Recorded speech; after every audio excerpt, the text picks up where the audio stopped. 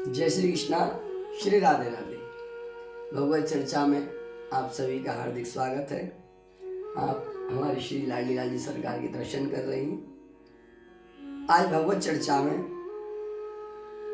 हम एक ऐसे भक्त की कथा सुनाएंगे जो भगवान महादेव जी के वरदान प्राप्त करके इस मथुरापुरी में पधारे और भगवान श्री कृष्ण और बलदेव जी ने उनका उद्धार किया। तो ये कथा आप सभी को सुनाने के साथ साथ आज हम इस कथा को अपने लाडली लाल सरकार को भी सुना रहे हैं। मथुरापुरी में जब भगवान मथुरापुरी पधारे, देखिए पहले मथुरापुरी मैं आपको बता दूं, सप्तपुरियों में मथुरापुरी को सर्वश्रेष्ठ माना गया है, सबसे बड़ी पुरी माना गया है। सप्तपुरियों में सभी पुरियां मोक्षदायिनी है, पर जो मथुरापुरी है उसका महत्व ही अलग है। आगे मथुरापुरी के ऊपर भी चर्चा करेंगे, पर आज एक भक्त की चरित्र हम श्रवण करते हैं। मथुरापुरी में जब भगवान पधारे तो कृष्ण बलदेव दोनों भैया कुछ गोप बालकों के साथ जब अक्रूर जी के साथ मथुरा आए तो मथुरापुरी को भ्रमण करते करते भगवान श्री कृष्ण और बलदाऊ जी एक गली के अंदर गए। कुंज गली में प्रवेश किया तो वहां एक माली का घर था, फूल माली। मालियों पर शुरू से ही भगवान की विशेष कृपा रही है, और भाई क्यों ना रहे। माली एक एक फूल चुन चुन के, एक एक कली चुन चुन के भगवान के लिए निवेदित करता है। मालियों पर तो विशेष कृपा है। श्री त्रेता युग में राम अवतार में भी माली पर विशेष कृपा की थी सरकार ने, और आज द्वापर में भी देखिए माली का उद्धार करने भगवान पधारे। एक सुदामा नाम का माली था। कृष्ण बलदेव कुछ गोप बालकों के साथ उनके घर पधारे। माली उस समय फूलों का हार बना रहा था। भगवान को देखते ही माली साष्टांग दंडवत प्रणाम करके खड़ा हुआ। माली की आंखों में प्रेम के अश्रु थे। उस सुदामा माली ने दोनों भाइयों को अंदर बुलाया, सभी गोप बालकों को अंदर बुलाया, बड़ी आनंद के साथ एक पुष्पों का सिंहासन बनाया और उस पर भगवान श्री कृष्ण और बलदाऊ भैया को विराजमान किया। बलदाऊ भैया और श्री कृष्ण सुदामा माली को देखने लगे, मुस्कुराने लगे। सुदामा माली ने कहा, हे त्रिलोकीनाथ, आप इस धरा को पापों के भार से मुक्त करने के लिए स्वयं यदुकुल में उत्पन्न हुए, और आज आप एक मेरे घर पधार कर आप आज एक माली का उद्धार करने आए हैं। आपकी बड़ी विशेष कृपा, आप मेरे द्वार पधारे। भगवान ने पूछा कि किसके लिए तुम ये मालाएं बना रहे हो? बोले ये मालाएं मैं कंस के लिए बना रहा था, पर आज से ये मालाएं आपके लिए बनेंगी। सुगंधित पुष्पों से मालाओं को गूंथकर सुदामा माली ने भगवान श्री कृष्ण को अर्पित किया, बलदाऊ भैया को अर्पित किया, सभी गोप बालकों को माला पहनाई। सभी गोप बालक बड़े प्रसन्न हुए। भगवान श्री कृष्ण बलदेव दोनों प्रसन्न हुए। देखिए भक्त के घर भगवान बिन बुलाए पहुंच जाते हैं, वे प्रेम देखते हैं। मैं रोज तेरे घर आता हूं, कभी तुम भी मेरे घर आया करो। मैं दुखड़े रो रो सुनाता हूं, कभी अपना भी हाल सुनाया करो।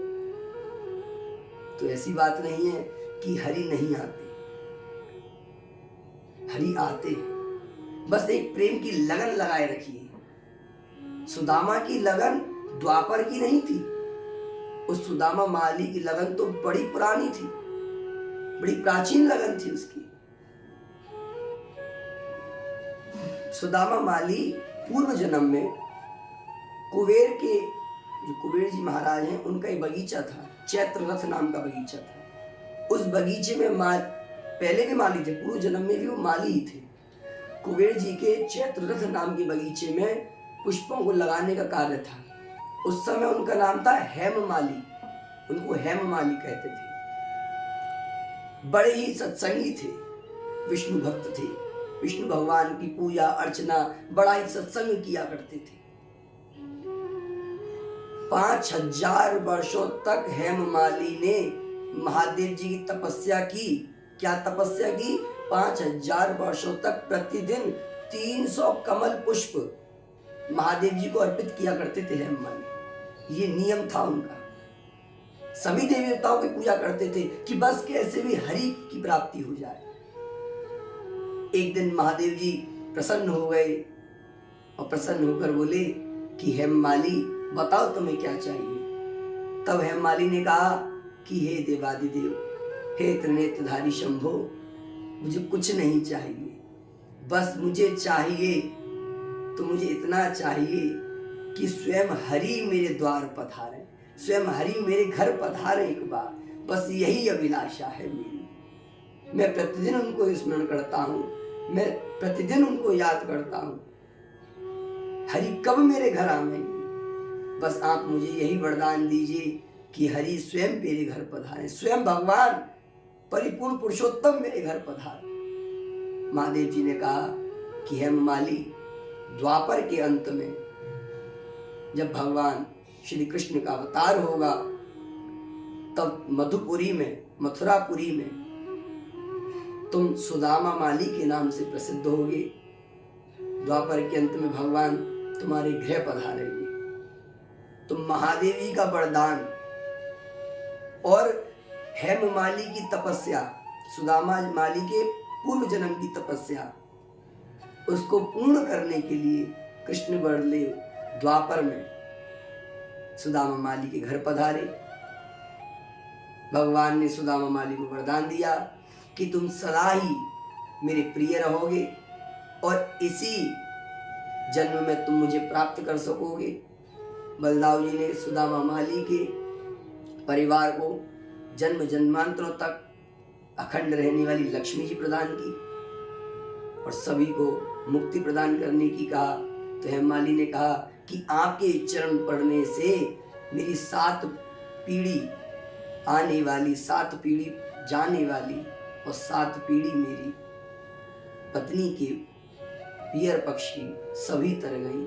अब आपके कहने ना कहने से सरकार हमें कुछ नहीं चाहिए, आप कुछ और हमें ना दें, बस आपके प्रति हमारा प्रेम बना रहे। देखिए, भक्त कभी कुछ मांगता नहीं, जो प्रेमी होता है ना वो कभी कुछ मांगेगा नहीं, क्योंकि प्रेम में किसी भी प्रकार की मांग चाह नहीं होती। जहां प्रेम में मांग और चाह आ जाए कि हमने तुमसे प्रेम किया, अब हमें उस प्रेम के बदले तुमसे कुछ चाहिए, निस्वार्थ प्रेम है, निस्वार्थ नहीं है।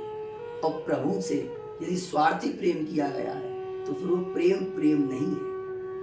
देखिए, एक उदाहरण के लिए मैं आपको एक बात बताऊं कि जब कोई मजदूरी करता है तो उसने मजदूरी की और हमने उसको उस मजदूरी का रुपया दे दिया, उसके बाद वो रुपया लेके चला गया, उसके बाद क्या हमारा उससे संबंध?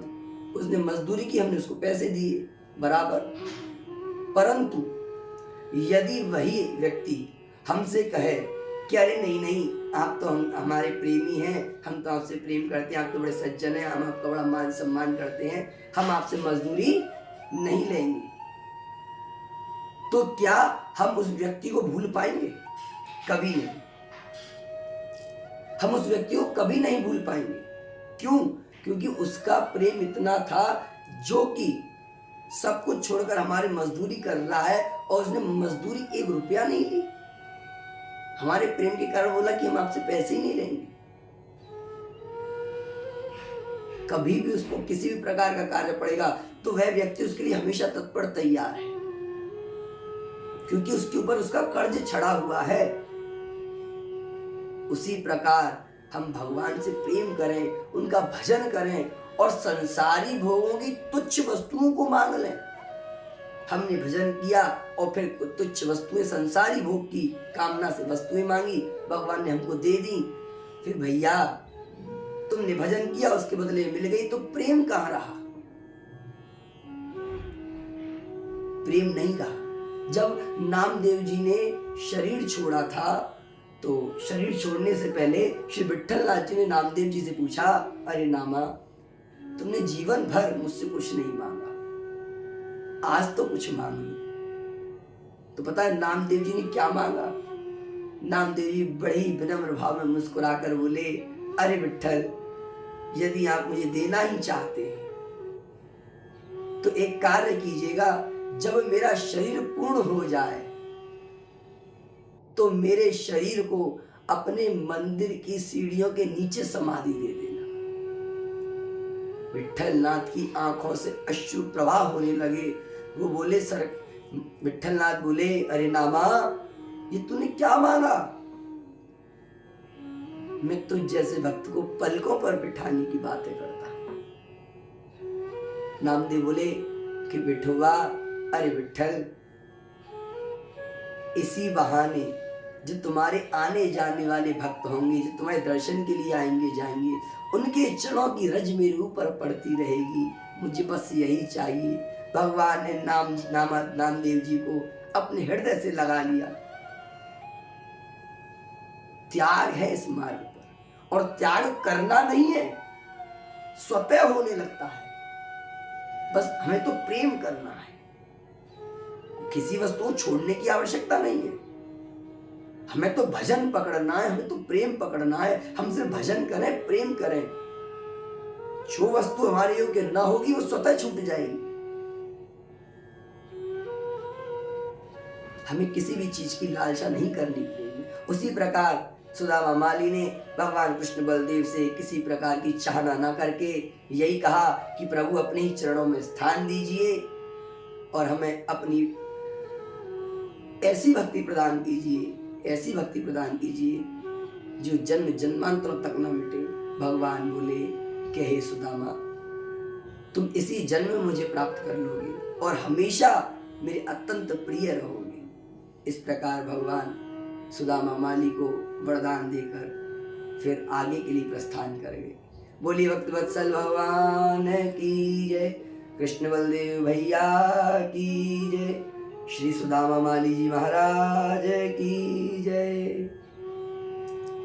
जय श्री कृष्ण, श्री राधे।